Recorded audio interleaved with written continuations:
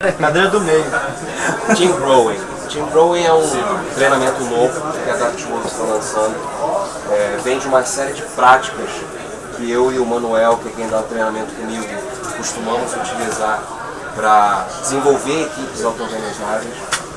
A gente enxerga muitas empresas trabalhando em equipes, mas em equipes entre aspas. E aí quando a gente chega perto, a gente vai ver isso de perto, a gente vê que estão trabalhando a maioria das vezes em grupo. Alguém que sabe me dizer qual é a diferença entre trabalhar em equipe, trabalhar em grupo? Acho que o principal fator é a interação. Como é feita a interação entre os indivíduos. O grupo é só a reunião. Responsabilidade, objetivos, todos estão atrás de um objetivo e interagem para grupo. Tá todo mundo junto, não necessariamente. Não necessariamente. Eu tenho o meu cargo lá, tenho o meu salário, tenho para onde eu quero chegar. Beleza, eu estou trabalhando em grupo aqui junto com todo mundo. Por mais que exista uma visão em comum, eu tenho o meu objetivo de chegar no cargo, no salário. Então eu vou fazer aquilo que eu tenho que fazer. Quando você trabalha em equipe, a equipe tem um objetivo em comum em todos os âmbitos. Não só em termos de produto, mas em termos de crescimento. Um objetivo comum para todo mundo, aquele grupo. Beleza? Tudo bem? Bom, Rafael, eu olhava errado. Então, um minutinho só. Beleza? Então, quando a gente começa a falar dessas práticas aqui, a gente tem que saber definir bem o que a gente está querendo atingir. A gente não quer atingir o trabalho que a gente vê normalmente de distribuir tarefas em um grupo que está trabalhando junto. Não é isso, a gente quer desenvolver uma equipe de fato, uma equipe que consiga ser auto-organizável, uma equipe que consiga olhar o trabalho que tem pela frente, escolher, orquestrar o seu trabalho, orquestrar o seu objetivo, tomar decisões, negociar decisões e ser um pouco mais madura, ser um pouco mais liberta. Tá? Eu já desenvolvi algumas equipes auto-organizáveis usando algumas práticas, essas práticas foram se mostrando foram se mostrando mais eficazes para um, menos eficazes para outras, e aí é óbvio que a gente começa a identificar padrões. Né? Isso aqui sempre funciona, isso aqui quase nunca funciona, e a gente começa a pincelar. E aí a gente começa a perceber algumas teorias que se encaixam com práticas para criar esses times. Né? Não só as práticas de building em si, de equipes, como a gente vê, por exemplo, building da Petrobras. Vai lá um grupo enorme da Petrobras para um hotel, faz diversas dinâmicas. Né? Exato, né? Vamos montar um acampamento, vamos montar a canoa, todo mundo junto, tudo trabalha em equipe. Isso também ajuda. Isso é uma forma de escalar isso aqui que a gente vai falar. Mas para dentro do meu ambiente corporativo, para dentro da minha equipe, o dia a dia, eu ainda preciso enxergar algumas outras teorias. Né? Esse tipo de building fora é mais lúdico. Você desconecta do ambiente corporativo para aprender a trabalhar em equipe de fato. Mas no dia a dia, tudo aquilo ali, na maior parte das vezes, você esquece. Você volta pro dia, beleza. Eu saí lá da folga, das férias, agora eu volto para o trabalho, agora é a Vera. Então,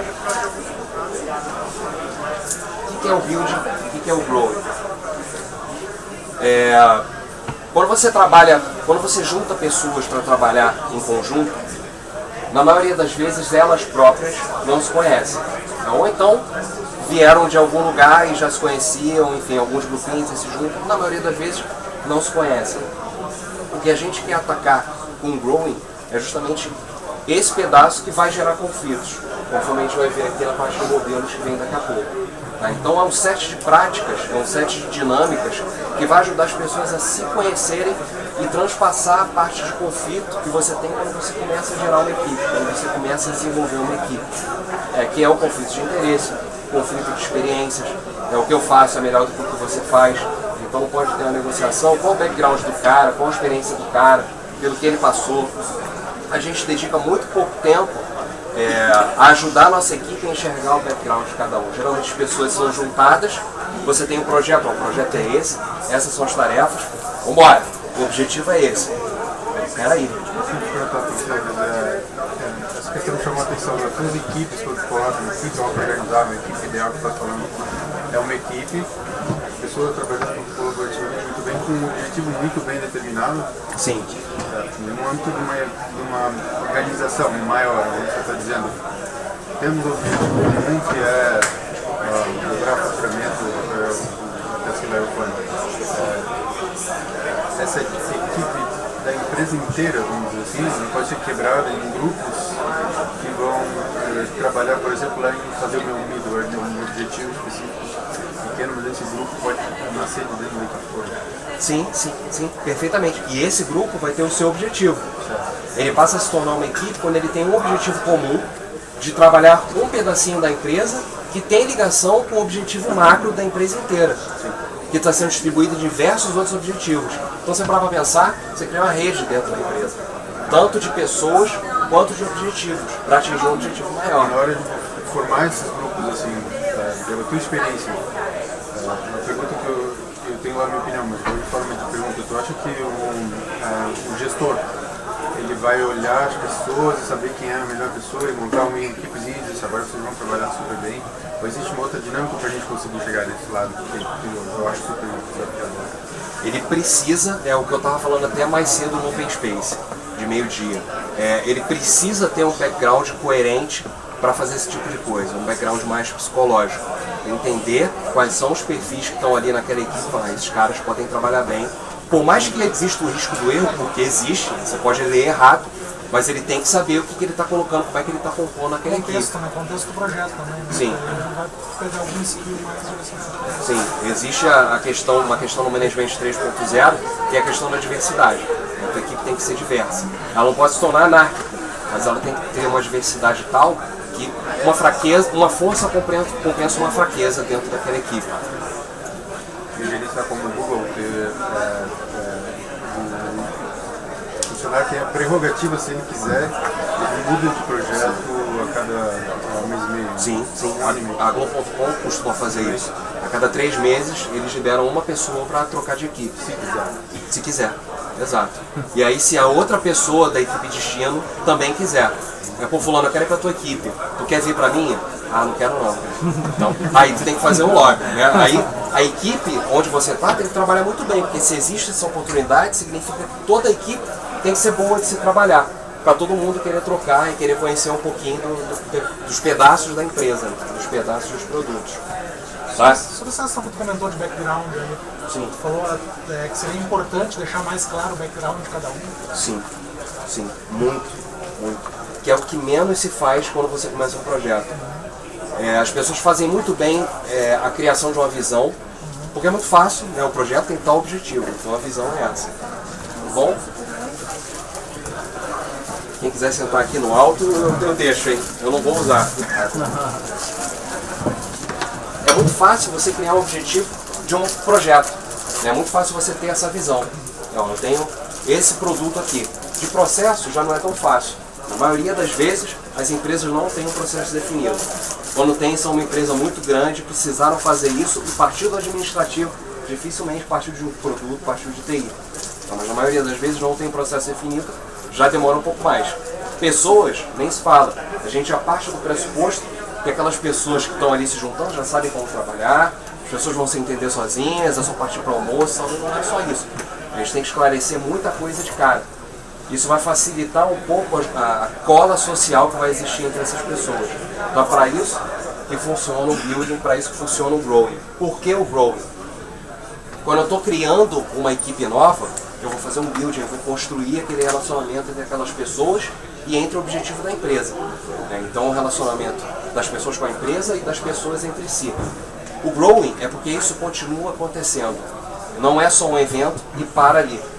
Quando você faz, vocês vão ver que tem um set de dinâmicas que acontecem em determinado momento, geralmente no início, na criação de um projeto ou de uma equipe. Com o passar do tempo, aquilo ali tem que ser regado. É um ponto também do Management 3.0. Você não para de construir a equipe é construída eternamente. Eternamente tem problemas, eternamente tem conflitos, eternamente tem diferenças de pontos de vista e você tem que continuar ensinando aquela equipe a lidar uns com os outros. Até que pode chegar um ponto que uma pessoa resolve sair. Ah, cara, eu não consigo trabalhar com esse aqui, cara. Vou sair, vou para outra. Enfim, ou vem outras pessoas que estão interessadas e querem compor aquela equipe, enfim. Mas esse é um trabalho contínuo, um trabalho que não para. Por isso o growing. Você cresce a equipe o tempo inteiro. E aí a gente tem alguns modelos de desenvolvimento de equipes que pautam esse trabalho de building e principalmente o trabalho de growing.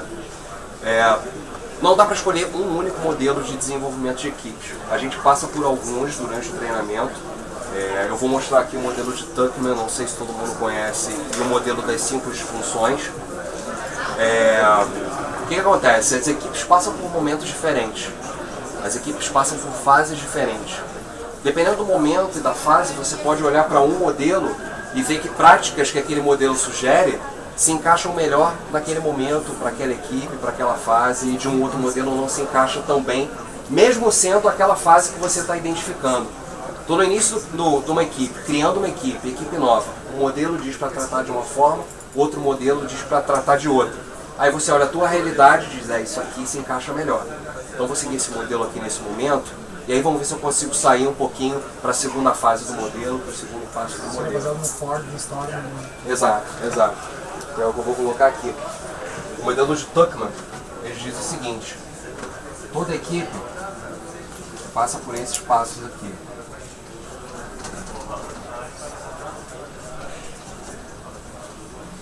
Com o Storm.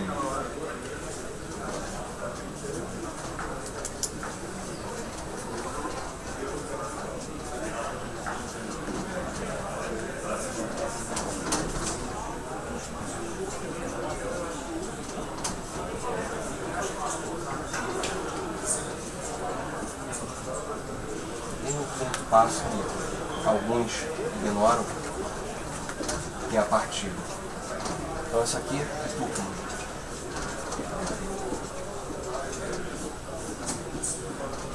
Ele prega o seguinte: toda a equipe passa por esse passo aqui. A equipe se forma, a equipe entra em conflito, a equipe se normatiza, começa a performar, e aí pessoas acabam indo embora, aquela equipe se desfaz, tem motivos, o projeto acaba, enfim. O que a gente quer com o building e com o growing é acelerar esses dois passos aqui. Isso aqui, principalmente o primeiro passo, é a harmonia artificial. As pessoas estão se conhecendo, está tudo muito bem, o projeto está começando, todo mundo feliz, ou chegando na equipe, ou chegando na própria empresa, tudo são flores. Isso não serve para mim. Não serve, porque é falso. É falso. Às vezes a pessoa discorda de você, e você fala, realmente. Mas não é o que você faria. Daqui a 3, 4 meses, você está quebrando pau com aquela mesma pessoa que está discordando de você e já discordou antes. Você fala, não, está errado. Eu penso de uma outra forma, porque você já criou uma afinidade maior com aquela pessoa. Então eu quero que essa afinidade chegue logo. Esse é o objetivo do building, principalmente do building, do primeiro momento. Eu quero que essa afinidade aconteça logo. Não quero que fique ali no faz-me rir, no conto de fadas. E o storming também, que são os conflitos. Uma vez que eu acelero essas afinidades, eu começo a colocar valores e experiências das pessoas em confronto com os de outras pessoas, não de uma forma negativa, mas para as pessoas enxergarem. Esse cara valoriza uma coisa que eu não valorizo tanto assim. Esse cara curte dar suporte à produção, cheio de problema, e eu não curto tanto, eu curto mais projeto novo, eu não gosto de lidar tanto com problema. Então as pessoas começam a enxergar alguns aspectos das pessoas que estão ali formando aquela equipe que vai trabalhar contigo por um bom tempo. Então eu consigo trazer os conflitos já para frente, e eu pulo essa fase aqui, e aí eu ganho tempo.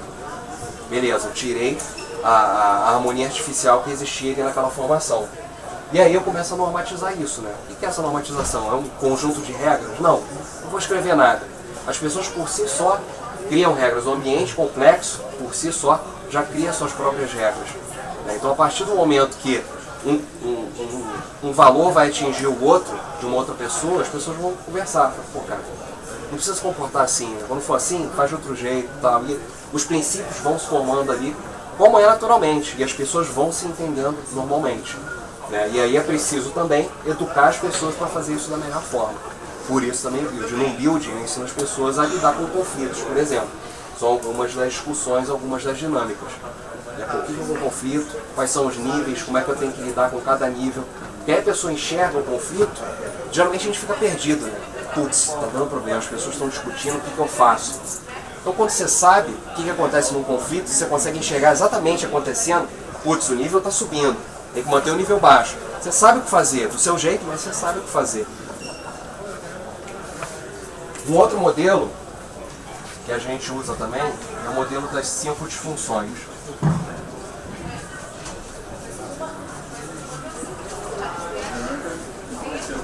Tá? Então, isso aqui é uma forma de ver, uma forma mais simples de ver. Isso aqui é outra forma de ver. As 5 disfunções dizem que a primeira disfunção em uma equipe é a falta de confiança. Não por acaso, né? A gente costuma dizer que confiança é a base de qualquer relacionamento, né? Também em equipes. Serve também para o cotidiano profissional. Opa! Tá ficando bom o negócio aqui, tô ficando feliz. Então também serve para o nosso cotidiano profissional, tá? Então, a primeira coisa que eu tenho que atacar quando eu começo a desenvolver uma equipe é a confiança. As pessoas têm que confiar nos outros que vão trabalhar junto contigo ali durante meses, ou talvez durante anos, que vão passar 8 horas por dia contigo. Talvez você passe 2, 4 com a tua esposa ou com o teu marido e, enfim, o resto das horas você passa dormindo, mas esteja ali do lado, você passa dormindo com o teu filho, enfim. Então, é necessário isso aqui. E não só, não é uma confiança, um laço muito íntimo, um laço muito forte, mas a confiança na competência da pessoa, a confiança que a pessoa está falando a verdade, que ela sabe como lidar com os problemas, é saber que aquela pessoa vai te ajudar de fato, né? E não olhar, pô, o cara disse que conhece Java, mas não conhece Maven? Como assim? E aí você fica naquela, então, o cara trabalhou anos com Java, mas Maven nada. Então serve para isso, você já traz o background, ao invés de você ir descobrindo, o cara falou que trabalha com Java. Em 2 meses eu percebo que o cara não conhece Maven. Coisa que eu saberia se eu tivesse feito um building. O cara ia falar, pô, eu trabalhei com Java, mas não consegui trabalhar com Maven por esse motivo, esse, você já entende e já consegue compreender as limitações daquela pessoa e tentar ajudar, às vezes, e se propor, exatamente. Tá, então, primeiro você cria uma relação de confiança, tá? E você consegue interligar modelos também, tá? Relação de confiança, estou aqui no Form. A segunda disfunção, segundo esse modelo, deixa eu lembrar. Vou colocar errado aqui para vocês, senão já vi. Medo dos conflitos.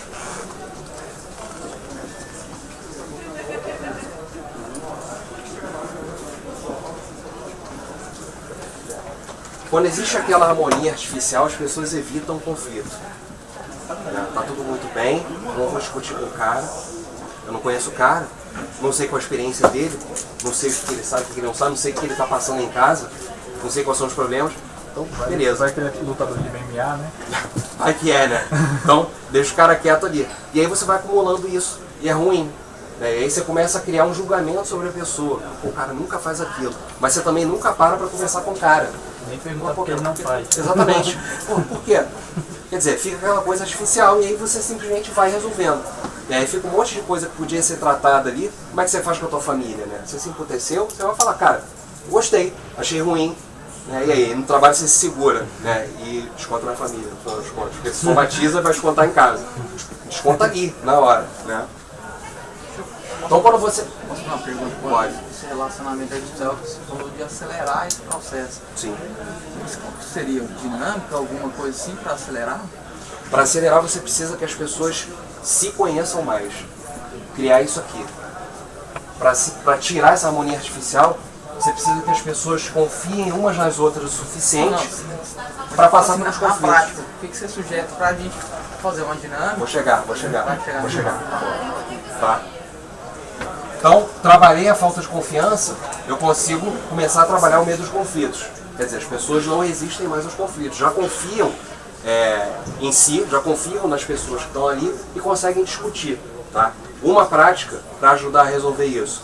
Almoça todo mundo junto, marca um kart, vai todo mundo correr de kart. Isso elimina a coisa artificial, sai da empresa. E as pessoas começam a ter um relacionamento que tem na empresa, mas é corporativo demais. E aí você consegue naturalizar isso um pouco mais quando você tira da empresa. Vai jogar um futebol, a galera joga futebol todo mundo, marca um jogo de bola, enfim. Alguma coisa mais fora, para as pessoas socializarem de fato. Começarem a criar uma cola, uma empatia entre si.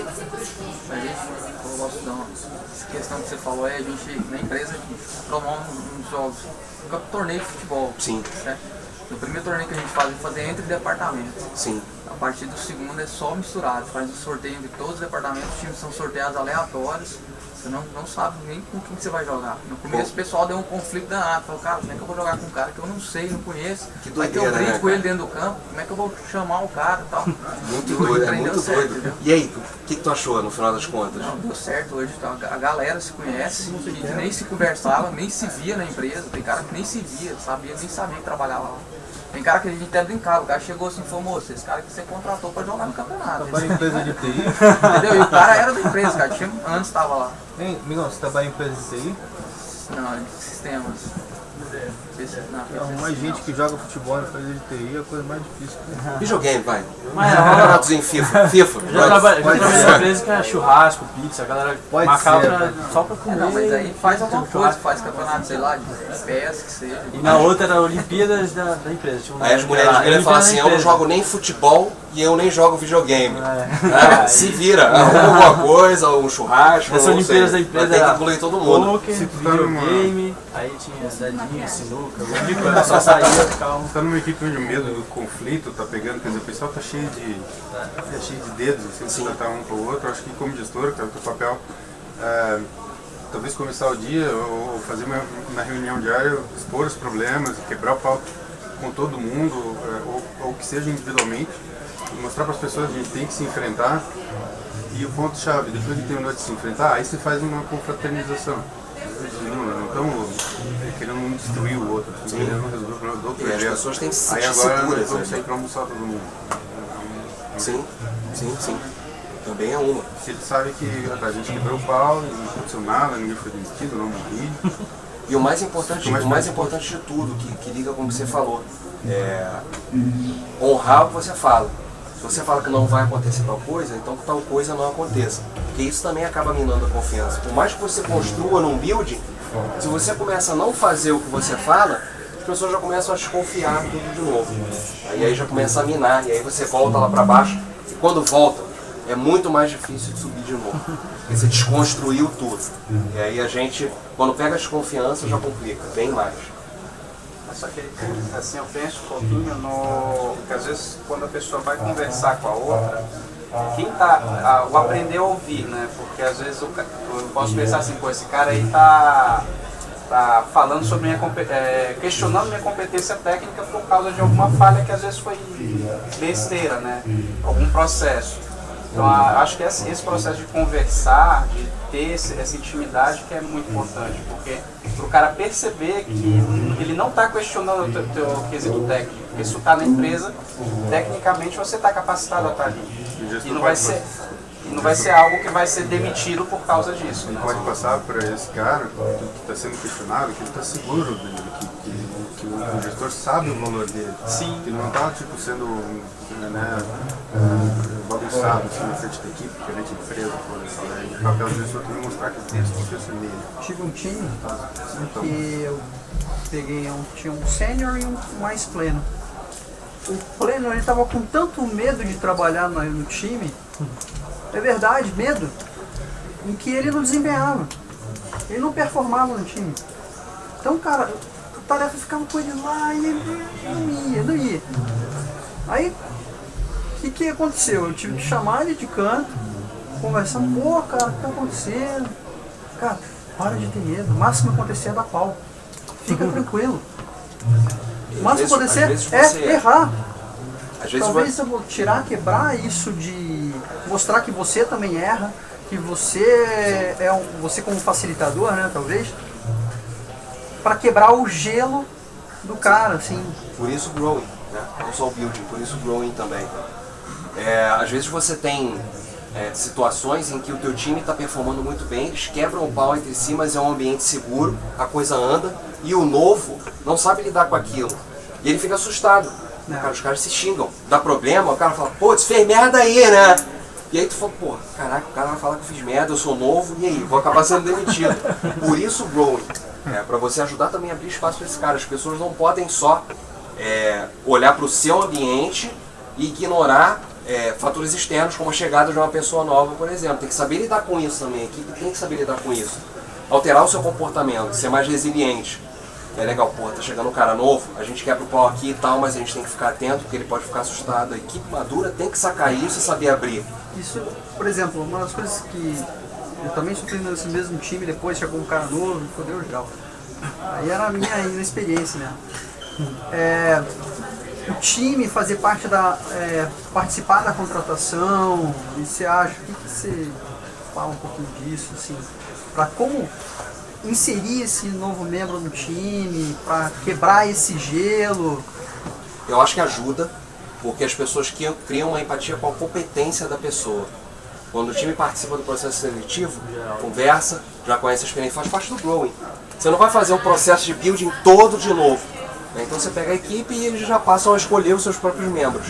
Só precisa ser maduro para fazer isso. Eu já vi muita equipe embarreirando a pessoa porque achava a pessoa metida demais. Você sabe demais, muito marketing, e não é por aí também. Tem que avaliar direito. Você falou ontem, na verdade, fez a palestra ontem sobre mais a questão da gestão, ainda está no modelo antigo, né? Uhum. Eu ia te perguntar, mas depois vi que tu ia fazer o curso de Team Growing, né?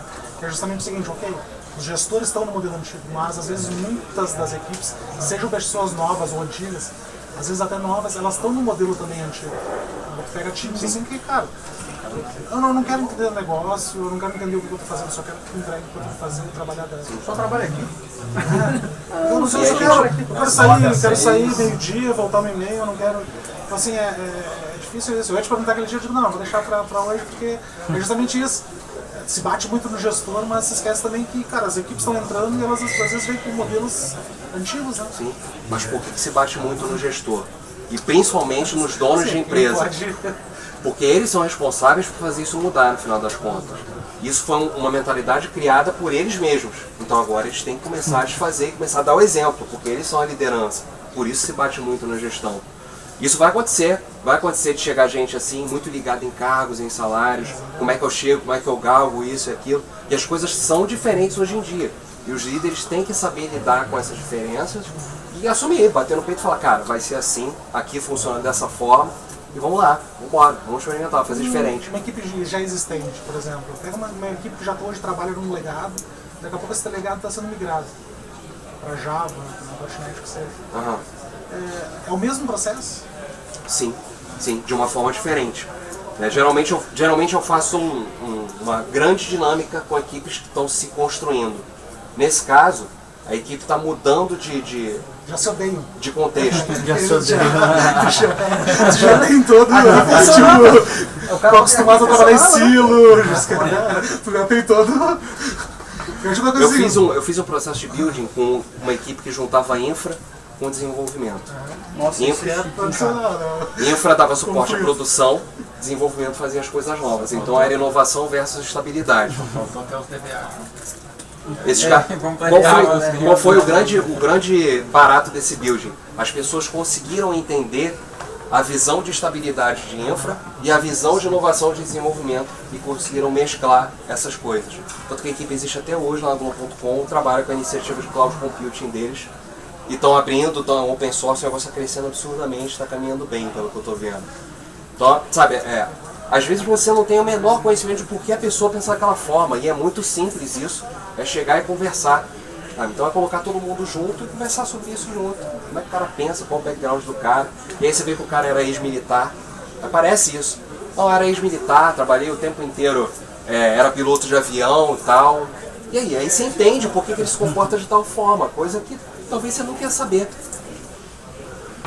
Beleza? Então, medo de conflito some.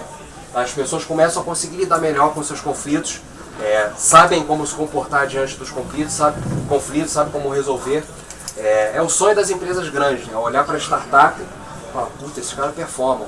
E você vê os caras quebrando o pau, trabalhando com uma equipe de verdade, o ambiente é seguro, tem confiança, é pequeno, você tem acesso ao CEO, o CEO te sacaneia, você sacaneia o CEO, tu agarra ele no meio do corredor, e as coisas são assim, funcionam, os caras performam e geram resultado. Qual a diferença? Sabe? Os caras não têm medo de conflito, eles se resolvem. O terceiro ponto, a terceira disfunção, é a falta de comprometimento. Quer dizer, o cara tá fazendo besteira, eu tô guardando pra mim, Daqui a pouco começa a ficar puto, pá, quer saber, eu vou fazer também. Foda-se. Tá com problema? Problema. Outro resolva. E aí a coisa começa a se espalhar. Outros começam a se comportar da mesma forma e a falta de comprometimento se espalha. Quando as pessoas não têm medo de enfrentar os conflitos entre si, a falta de comprometimento desaparece. Porque aí as pessoas continuam se mantendo comprometidas e vão se enfrentar. E vão reclamar, pô, tu fez aquilo. Que merda, hein? O cara fala, que merda. A história da janela quebrada. É, exato. E aí quando o cidadão fizer uma merda, ele vai apontar também. Ó, tu apontou aquele dia, tu fez merda aí, agora tu pega e corrige. Mas tá tudo em casa, sabe? É como um jogo de futebol que eu descia lá, eu sempre morei em prédio, né? Descia lá pra quadra, eu jogava futebol e quebrava o pau. E reclamava e depois tava rindo, né? Subia, tomava um banho, descia de novo e tava rindo lá, sacaneando. E é assim que tem que ser. E aí por que, na minha visão, tá? Isso é uma visão particular, por que eu acho que acontece hoje dessa forma? As pessoas têm medo de perder o status. Porque o pessoal não joga futebol. Não. As pessoas têm medo de perder o status, têm medo de perder o emprego, têm medo de perder o salário, têm medo de perder aquela zona de conforto, aquela estabilidade, que é natural de todos nós. Talvez se a gente tivesse um ambiente mais natural para falar na cara, para enfrentar os nossos conflitos e ao mesmo tempo ter essa estabilidade, que é perfeitamente possível, talvez fosse melhor de trabalhar. Até mesmo a liderança, né? Assim, às vezes o que eu vejo, até na empresa, a gente, na Embraer, na Embraer e tal, a gente chama de status quo, né? Os líderes são, assim, tendendo a zero aqueles que estão de fato abertos a escutar a crítica. As pessoas não gostam de ser criticadas. Ou seja, não gostam de ouvir crítica construtiva, não é crítica por crítica, crítica construtiva. Sim. Mudar para melhor. Você está falando da tua competência, né, cara? É só você fazer a ligação. O cara me criticou no trabalho. Significa que ele está dizendo que eu sou incompetente. Se o meu gestor escuta que eu sou incompetente, ele já gera uma desconfiança. Exatamente. Na hora de eu receber o meu aumento, talvez eu não receba. E aí eu fico puto. Eu não quero ser criticado porque eu não quero perder o meu aumento. Então será que não está na hora de rever cargos e salários de repente? Mas isso é outra discussão, não tem nada a ver com Deus. É uma questão filosófica aí. Ó. A quarta é a falta de responsabilidade. Uma vez que eu não me comprometo mais com o sucesso das coisas, eu passo a ser completamente irresponsável por tudo que está acontecendo ali. Cara, faz aquilo que eu acabei de falar, né? Faz de qualquer jeito. Enfim, dane-se. Não quero mais saber. E o último é desatenção aos resultados.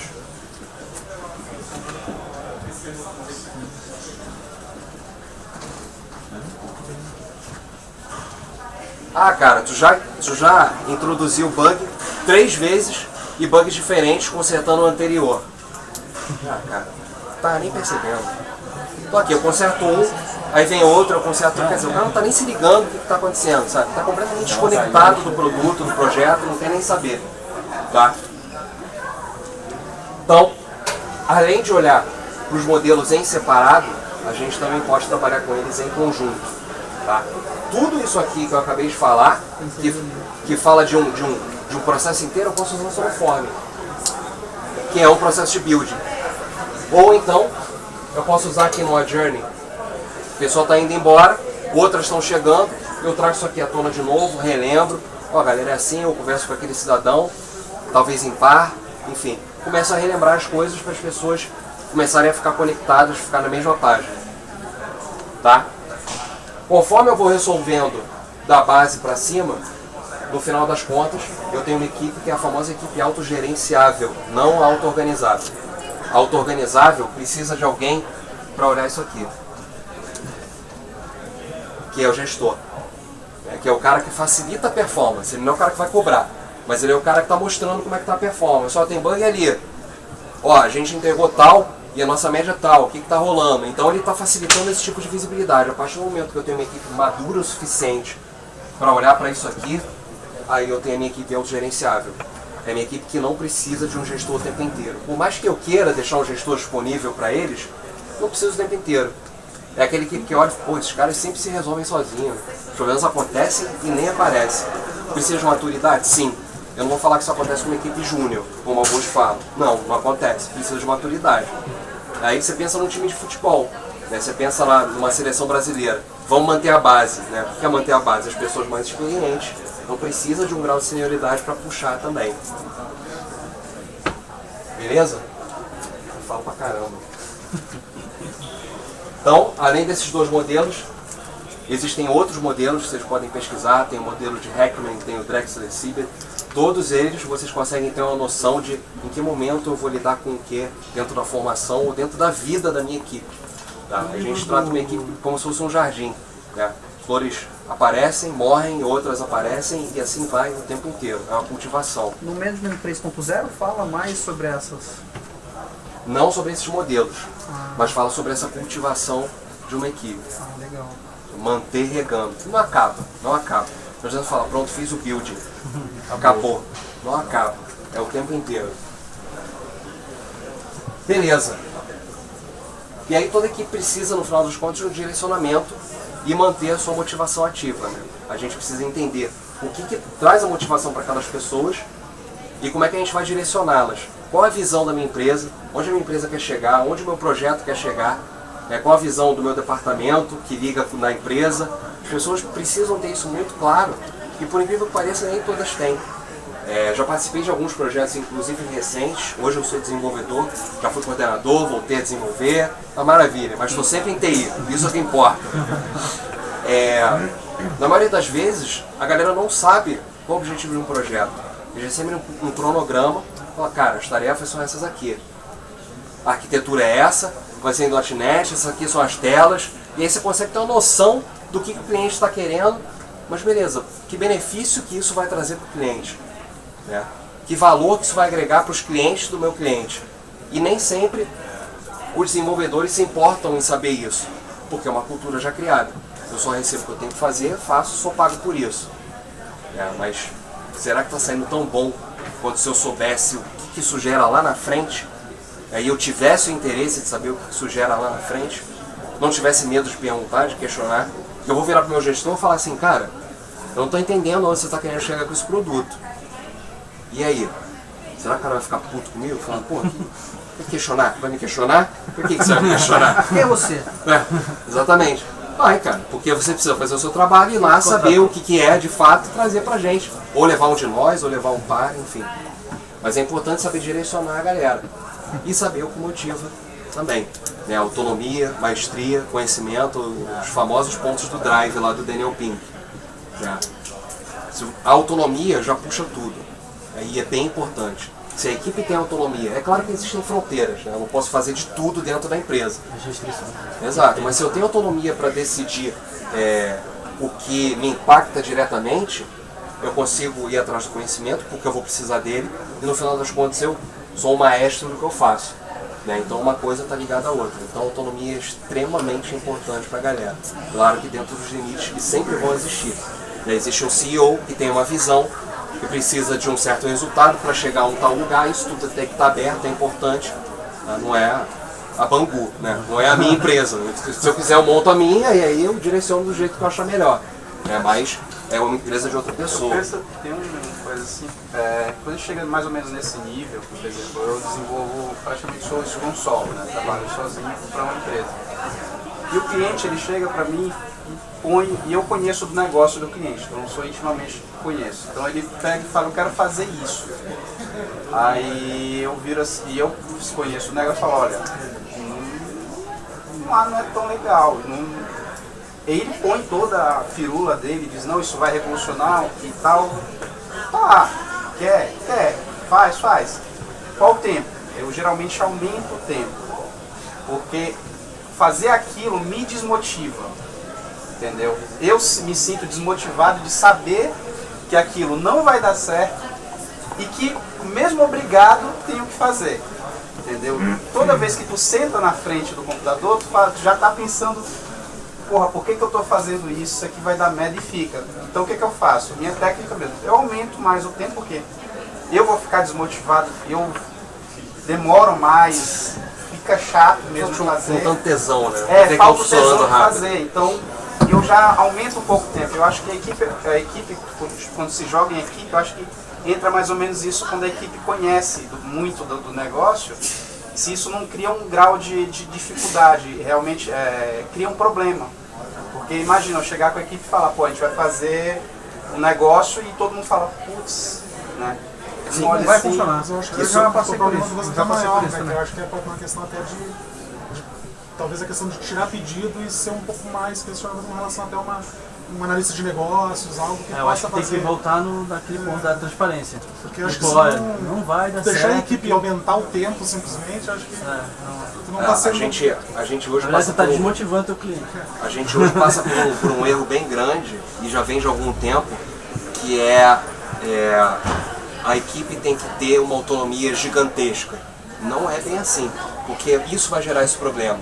É tanta autonomia irrestrita, a Globo.com passa por isso hoje. As pessoas olham o que tem que ser feito em um trimestre e falam, ah, cara, não vai dar certo isso aí não. E nada dá certo. Todo trimestre tem a galera que fala que não vai funcionar e te motiva o tempo inteiro porque não vai funcionar.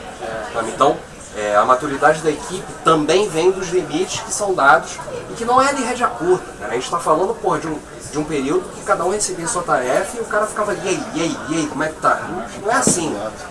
É bem melhor, sabe? Mas você ainda tem um limite. É importante você deixar claro que, cara, são essas fronteiras, quem decide isso não é papéis, quem decide isso sou eu, quem decide isso são vocês, quem decide o processo é aquele outro fulano, e é assim que funciona. Quer não quer um abraço. Porque não é libertinagem também, não é anarquia, não é por aí, porque vai cair na desmotivação. É um fator interessante, se vocês pararem para analisar filosoficamente, é muito doido. O ser humano faz isso buscando felicidade, né, o tempo inteiro. Só que a felicidade não é o concreto, é só uma meta que não vai chegar nunca, né?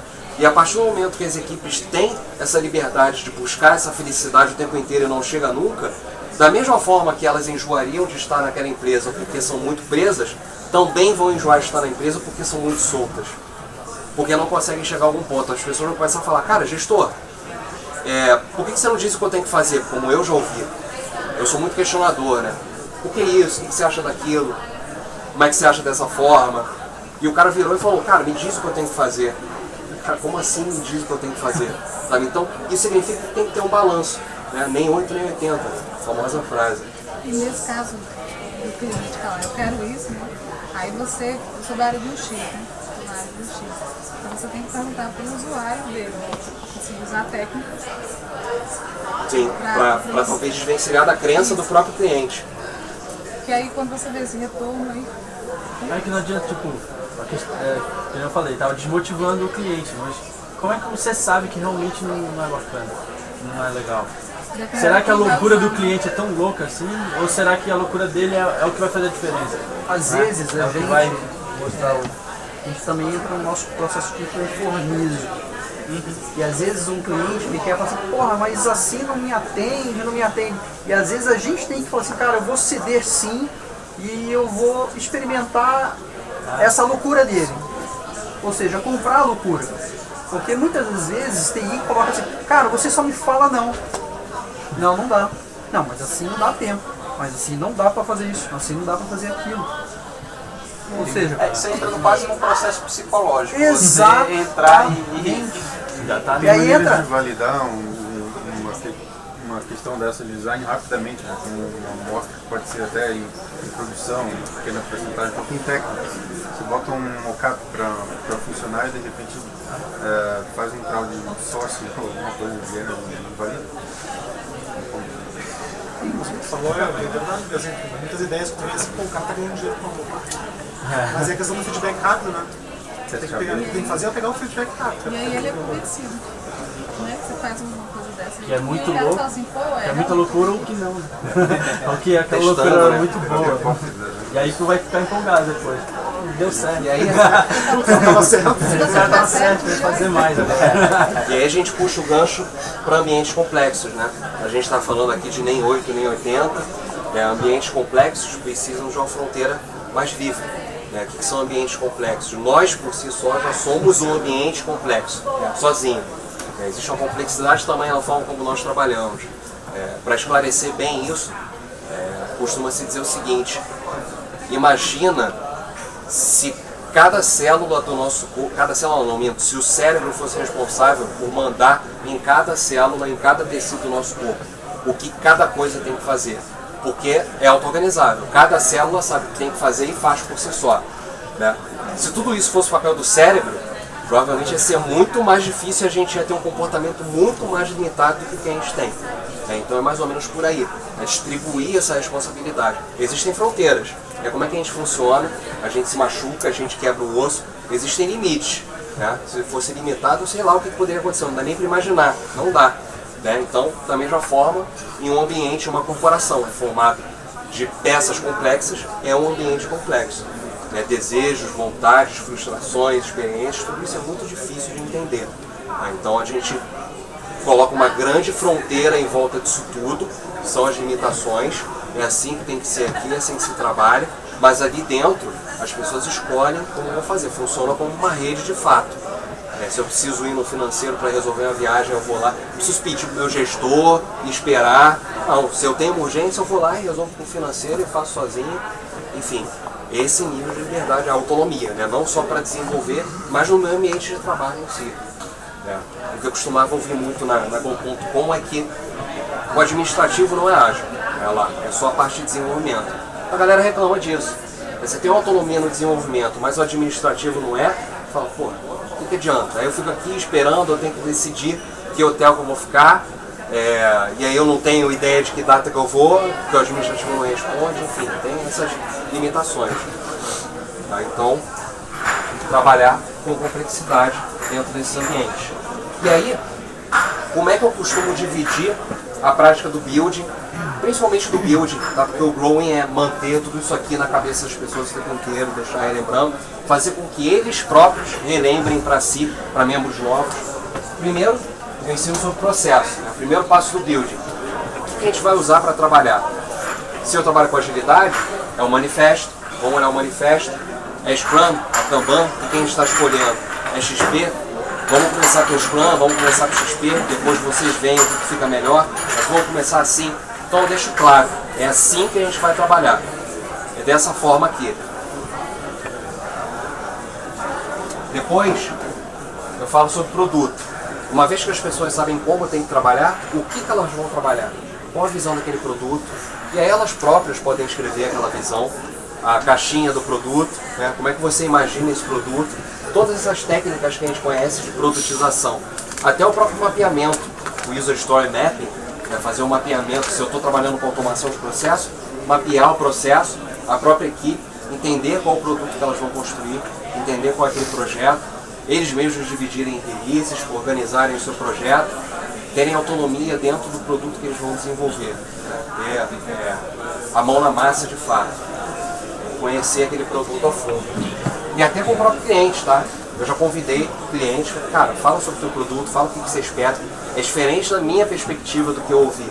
É o cara falando, e aí ele fala em números, e aí ele fala nos clientes deles, qual vai ser o impacto, isso é importante. Então é bom trazer também o cara para dar uma palestrinha dessa.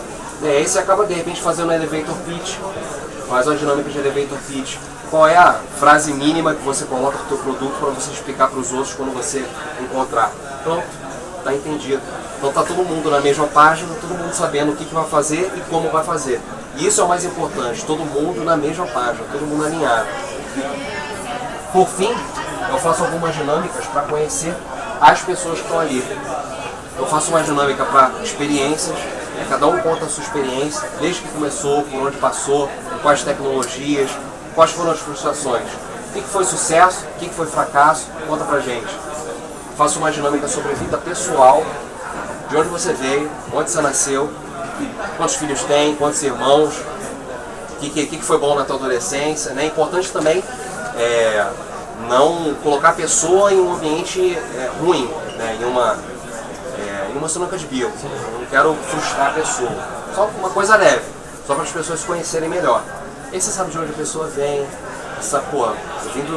eu vim de Bangu, o cara veio do Leblon, então vamos lá, já é uma forma de pensar diferente, então já fica mais ligado, as pessoas já entendem a forma de pensar um do outro. Faço uma dinâmica sobre valores, e literalmente listar. Eu tenho um set de 50 valores, coloco na mesa para cada um que as pessoas eliminam. 5 rodadas. Desses 50 valores, elimina 10 aí. Elimina. É um trabalho de escolha de fato. Beleza, agora elimina mais 10. E vai ficando cada vez mais difícil, as pessoas reclamam. Pô, tá ficando difícil, eu não consigo eliminar, porque todos são valores bons, no final das contas. E aí as pessoas têm que afunilar, beleza, qual a tua prioridade? E aí você consegue enxergar a prioridade de valores de cada pessoa que está ali. E aí você já consegue, pô, o cara acha benefício X, eu acho Y. O cara acha benefício suporte, eu acho benefício projeto novo. Começa a ter as diferenças aí, os padrões. Tá? Então, tem esses sets, tem essas dinâmicas para ajudar as pessoas a se conhecerem. E aí, construir construir uma árvorezinha para eles. O que é agilidade? Eu costumo usar árvores de agilidade. Quais são os valores que levam aqui princípios, que levam aqui resultados no final das contas? E se a gente não tem um desses valores, não chega aos princípios, também não chega aos resultados. Então a galera faz isso também, vai trocando. São dinâmicas de fato, em grupo, de fato. E as pessoas estão o tempo inteiro escolhendo entre as suas perspectivas em conjunto. Isso já tem um valor absurdo para se conhecer. Fatalmente, e com certeza pula isso aqui muito fácil. A harmonia artificial já é tirada fora. Nessa questão da escolha, você pode ter um problema também de falsa autoavaliação. O cara tá entrando, às vezes o cara gosta de suporte, ele pensa, pô, o cara vai achar que eu só gosto de mexer com ele. Eu posso levar ele a pensar que eu sou um cara que gosta de coisa nova, mas não gosta. É importante frisar o tempo inteiro, se possível, que isso aqui é um ambiente onde julgamento não existe. Agilidade é um ambiente onde o julgamento não existe. Não pode julgar a pessoa, você tem que ver a realidade. Como é que o cara vai se comportar de fato. Exato. Então, vai existir? Vai. A gente é um ser que julga o tempo inteiro. Mas não pode, a gente não pode tomar decisões com base no julgamento. Tem que ver a realidade. E é importante sempre estar frisando isso. Legal? Então é assim que eu trabalho um build. Tá? Divido em processo, produto, pessoas. Cada grupo desse aqui tem um set de dinâmicas voltado, né, para um deles aqui. E a gente faz as dinâmicas um dia inteiro, ou 2 dias, depende do tamanho da equipe, enfim. E aí a gente já elimina essa artificialidade e já elimina uma boa parte do que seria descoberto durante a elaboração do produto. O que é de fato, como é que a gente vai trabalhar com XP, não vai, teste unitário, tudo isso acaba ali, naquele momento que é único para isso, para a gente sentar e fazer o que tem que fazer de uma vez, já se conhecendo e só aparando as arestas. E aí a gente pega outras práticas para growing, o kart, o almoço, leva algumas informações daqui, coloca na parede para as pessoas não esquecerem, está sempre lembrando uma retrospectiva, mantém isso fluindo dentro da equipe. E aí tem um momento também de renascimento. Esse momento de renascimento geralmente é quando a equipe é decomposta e aí se juntam outros membros, isso aqui tem que fluir de novo, ou quando outro projeto começa. Tudo isso tira aquele ambiente que se criou com aquela equipe, que é um contexto novo. Qualquer mudança de contexto em uma equipe é um renascimento. Precisa de uma repassada nisso aqui, nem precisa de um outro build para reforçar. Ou um build focado no produto, um pouco mais rico em produto, porque o processo, a equipe vai ser a mesma, já está afinada no processo, já se conhecem, mas vamos focar forte no produto. Então, e aí você está sentindo que precisa de um pouco mais de parar as arestas entre as pessoas, de repente tirar um membro, colocar outro, que não deu tão certo assim, conversar com as pessoas, foca nisso aqui de novo, enfim. Essa parte de renascimento, a gente trata como é que a gente faz isso on the fly. Que é parar um dia, 2 dias, fazer tudo de uma vez, é só o início de tudo. On the fly, como é que a gente trabalha? A gente espalha essas práticas todas, mantém isso vivo em cada parte do processo. Uma planning, uma daily, os papos, faz os almoços, comemora as vitórias junto, vai beber um chopp, fica no decorrer do caminho. E finalmente, qual o papel do líder nisso tudo? Facilitar tudo isso.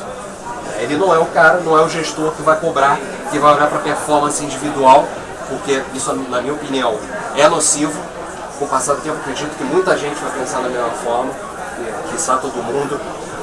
Mas não é o cara que vai cobrar, que vai olhar o salário do cara, o cara ganha tanto e não faz da forma como eu esperava, enfim. Não é o cara que está ali para cobrar, ele é o cara que está para facilitar o relacionamento, para facilitar o entendimento do processo, facilitar o entendimento do produto, eliminar obstáculos. Ele cuida da performance. O objetivo dele não é cuidar da produtividade individual, é cuidar da performance em prol do produto que está sendo desenvolvido. É um facilitador, é o chefe, é o facilitador. Isso é o team growing. Esse é o treinamento que a gente está criando, é novo. Espalhem a palavra, porque, na minha opinião, é um pedaço que faltava muito forte para a gente trabalhar a agilidade. Não é só processo, a gente precisa trabalhar as pessoas. E é isso que o Team Growing vai fazer. Né? Pessoas e interações, é o primeiro valor do manifesto. É isso que ele ataca. Beleza? Alguém quer perguntar alguma coisa, pedir alguma coisa? Eu tenho uma pergunta. Pedir? Pode pedir já? Uma boa Você cena falou no pulso, né? Eu tenho características, né, absurdamente heterogêneas, né, de solução. Então, pô, tem muita gente com o SAP, né, os sistemas legados, tem gente que olha só o middleware, né, ou seja, o integrador, e eu tenho caras de desenvolvimento web, eu tenho caras de user experience, eu tenho um analista de requisito, tudo nesse bolo. Como é que eu posso trabalhar para que o cara do SAP tenha a mesma responsabilidade do cara da web, que tenha a mesma responsabilidade do cara da lista de requisito, ou seja, fazer com que todos, ao invés de olhar para o próprio umbigo, comecem a olhar para o produto final, como todo mundo único entregável, quando erra todo mundo paga, todo mundo... Você tem que atacar o que faz eles olharem para o próprio umbigo. O que faz eles terem esse comportamento? Mas é mais difícil, não, você tem que descobrir isso. Tá. O que faz eles olharem para o próprio umbigo? O salário, o status, há quanto tempo eles estão ali? Né? Por que eles estão ali há tanto tempo? Por que eles se comportam? É um status quo? É a área de conforto? Tem que atacar esse tipo de coisa. Não é a pessoa, mas o que faz ela se comportar dessa forma. De maneira que eles são cobrados, né? É assim, eu vejo como é que eles são cobrados. Tem muita cultura de cada núcleo, assim, né? Então, pô, núcleo SAP, ele tem uma característica muito peculiar. Pensa no lançador.com. A equipe de infra é cobrada por estabilidade, a desenvolvimento por inovação. Já é um choque por si só. Né? Então eu tive que juntar os dois mundos e chegar a uma interseção. Explicar as diferenças e eles próprios enxergaram a interseção.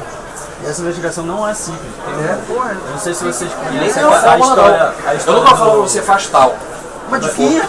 Conhece a história da experiência com os macacos, da cultura, da cultura, do que eles fizeram. Eles colocaram vários chimpanzés numa sala, e aí beleza, aí tinha 5 lá. E aí eles colocaram um cacho de banana no alto, só que toda vez que o macaco subia a escada para pegar o cacho de banana, o cara jogava um jato de água e derrubava o macaco. Aí beleza, 3, 4 tentaram, tudo caiu, aí com o tempo eles foram parando de tentar, né? Aí beleza, aí foram tirando os membros e colocando novos membros. Logo quando eles entravam, os primeiros eles iam lá, tentavam cair e não iam mais, porque eles sabiam, se é isso que acontece sempre, porque mais ninguém tenta. Aí os outros iam mudando e entrando novos, os outros novos nem tentavam, porque simplesmente não via ninguém tentando, então eles não tentavam mudar também. A cultura já estava instalada. E aí você não sabe o que e se perguntasse para qualquer um deles, se eles pudessem responder de alguma forma, ele não sei porque eu não pego, mas não, ninguém vai lá, eu também não vou. É uma investigação profunda, é um trabalho de descobrir mesmo o que está por trás e atacar isso, de fato. E às vezes, eu já cheguei a um ponto numa empresa pública de chegar à conclusão que as pessoas se comportavam assim por conta de cargos e salários. E aí, como é que muda? Cargos e salários numa empresa pública. Só em Brasília. É complicado. Tem que tentar achar uma outra forma de trabalhar. Mas é isso, experimento, né? O que é agilidade? Investigar, né? Observar e adaptar. Não vai dar certo por aqui, eu vou por outro lado. De repente passar essas técnicas aí, os modelos. Os modelos, porra, show de bola. Tem isso não, blog? De estado aqui não tem nem blog, cara. Mas tem o nosso curso. Mas se você colocar lá modelos de desenvolvimento de equipes no Google, vem todos eles, acessível, só colocar isso. Eles já são listados na primeira página. Teve um vídeo da RSA, eles preparam vários materiais para o mundo inteiro e falaram sobre educação. E aí estão tratando uma coisa chamada pensamento divergido. E aí o que acontece? Se eu pegar uma criança e der para ela assim, foi uma pesquisa que aconteceu nos Estados Unidos, aí dá um clipe de papel para ela. Aí pergunta para ela, quantas coisas você faz, quantas possibilidades você acha nesse clipe de papel? Aí a criança pega e joga, posso pendurar um negócio, posso dar N utilidades para esse clipe de papel. E com o tempo, você acaba aprendendo que o clipe de papel só tem uma utilidade, que é prender o papel. Então o que acontece? Nós já somos doutrinados a pensar só de uma forma e tentar atingir o objetivo só de uma forma. Cabe agora que está começando esse movimento novo, a ampliar. Então, o pensamento divertivo, eles colocam, por exemplo, uma pessoa excepcional nesse tipo de pensamento, ela pensa em, para uma coisa, 250 opções, né? Formas de utilizar qualquer objeto. E geralmente nós só pensamos em uma, no máximo duas opções, né, de utilização daquela mesma coisa. Isso aí é uma doutrina do cérebro. Então, a ideia é tentar trabalhar, às vezes, com coisas simples, para tu começar a ver as N opções e o teu cérebro se adaptar a fazer várias N opções para tudo que existir. Chico já deu a dica já. Legal. Eu não conhecia essa teoria não, pô, super legal. Eu já tinha ouvido falar do tema, mas o nome da teoria não, pensamento divertido. Pô, fechou. E aí, putz, aí eu achei muito legal. E aí eles colocam que o problema, na verdade, está na educação. O cara fez uma pesquisa muito legal. Pegaram crianças de 5 anos e fizeram o mesmo clipe de papel. Quantas opções? Aí escreveram. No outro ano, quando ela passou para outro nível, de novo. Quando ela entrou no colégio, eles fizeram essa pesquisa até os 13 anos de idade. Então o que acontece? Aí eles falaram, poxa, se a gente está no mundo aqui, quando a gente faz uma coisa, a gente tende a melhorar. E nesse caso, as crianças de 5 anos tinham 95% de aceito no pensamento divertido. Quando elas chegaram nos 13, caiu para menos de 45%. Entendeu? Então a escola está evoluindo as pessoas. É o modelo, né? Modelo. Simbora, galera. Desculpa cortar, cara. Eu tenho que ir. Desculpa. Valeu, gente.